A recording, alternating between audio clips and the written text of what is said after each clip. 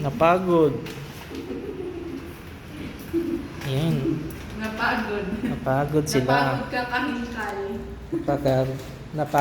Napapagod sa kakahintay. Yun, nagpapalagay kasi kami ng May kalmo. pag hindi pupuntahan, hindi tatrabahuin. Oh, na yun. Namala ako sa kulay. Wala. Wala akong kanon. Then, baby. Yan, ang bilis natapos agad oh. Kabit agad.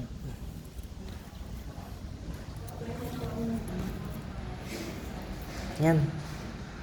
Iwanan na natin si Garnel dito. Siya lang mag-isa. Ano nak?